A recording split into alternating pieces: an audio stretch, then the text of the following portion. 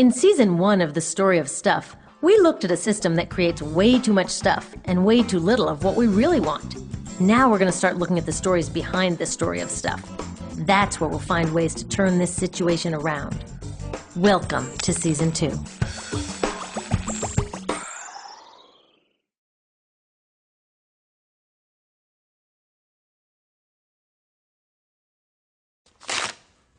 These last few years, I've had to get a lot more careful about how I spend my paycheck. Everyone has. Like I'm eating out less often, holding back on expenses I don't really need, and saving for my kids' college. I'm getting more responsible, taking control of how I spend. But one thing I can't control is that every month a big chunk of my paycheck goes off to our government. It's not the most fun part of my budget, but I believe in paying taxes. Not just because it's the law, but because it's how I invest in the better future that I can't afford to build on my own. You know, that future that we all want, and nearly every candidate promises us. Great schools, a healthy environment, clean energy, good jobs. But a funny thing happens to our money on its way to that better future. It seems to disappear.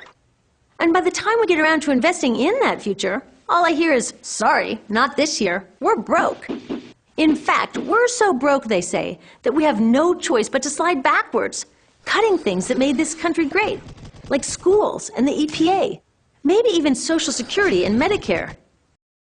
Wait a minute, broke? I'm sending in my fair share of hard-earned cash every month, and so are you. If everyone did, we'd have plenty of money. Now, what we've got to work with shrinks a lot thanks to corporate tax loopholes and unprecedented tax breaks for the richest 1%. But even after those, we've still got over $1 trillion. So if we're broke, what's happening to all that money? I decided to look into it, and it turns out this whole broke story hides a much bigger story. A story of some really dumb choices being made for us, choices that actually work against us. The good news is that these are choices, and we can make different ones. So where is all that money going? Well, first, the military takes the biggest chunk, $726 billion in 2011. Wow, we could build a lot of better future with that kind of money. Spending billions on fighter planes that we don't need, or wars with no end, and then saying we're broke just isn't honest. It's like calling your kid from your billion-dollar yacht to tell her you can't afford her school lunch money. Then hundreds of billions more go to propping up the dinosaur economy. You know, the obsolete system we talked about in the story of stuff? The one that produces more pollution, greenhouse gases, and garbage than any other on Earth, and doesn't even make us happy. In so many ways, it's just not working. But we're keeping it on life support instead of building something better. A lot of that life support comes in the form of subsidies. A subsidy is a giveaway that gives some companies a lift over others. That's not necessarily a bad thing. We should help companies that are building a better future. The problem is our government keeps lifting up companies that are actually dragging us down. Everywhere you look along the dinosaur economy, you'll find these subsidies. There's spending subsidies, where the government just gives our money away, like payments that benefit big agribusiness while helping drive family farms off a cliff. Or the less obvious version, where the government foots the bill for things corporations should pay for themselves, like cleaning up toxic chemical spills or giant livestock manure ponds. Or building roads that only go to one place, like a new Walmart.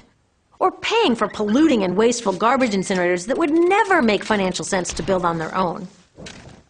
Then there's tax subsidies, which excuse big corporations from contributing their fair share, like the enormous tax breaks granted to oil and gas companies, even in times of record profits.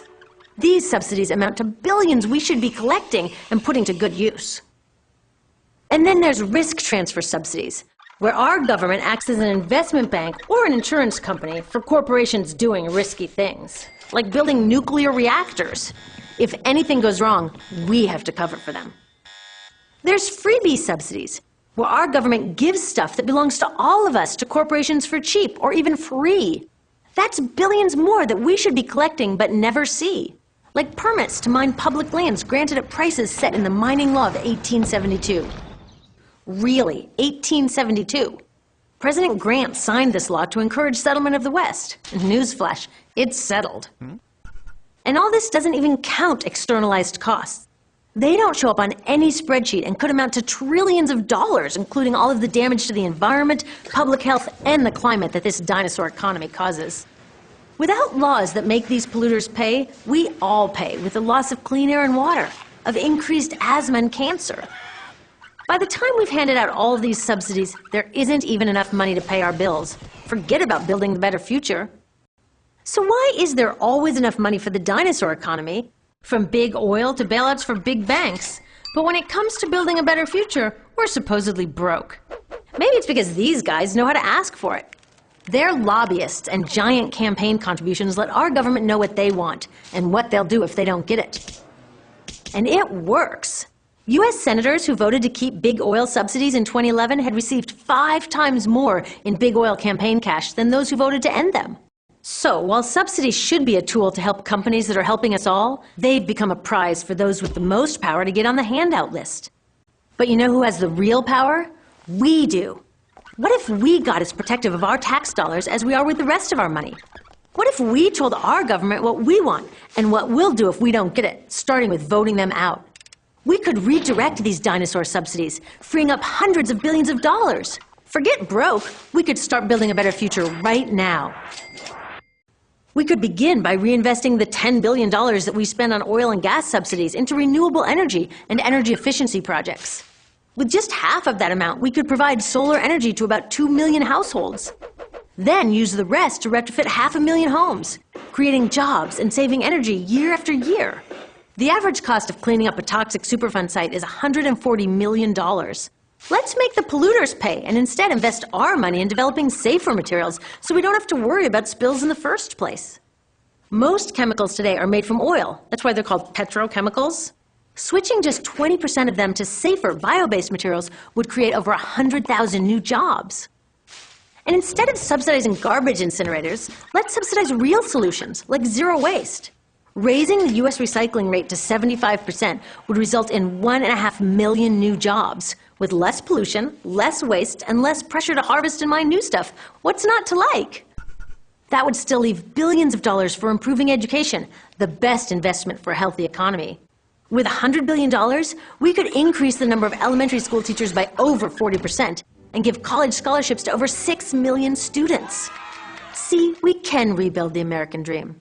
We can afford to have a healthy environment, good jobs, and top-notch public education. But not if we continue subsidizing the dinosaur economy. So the next time you have an idea for a better future and someone tells you, "That's nice, but there's no money for that," you tell them we are not broke. There is money.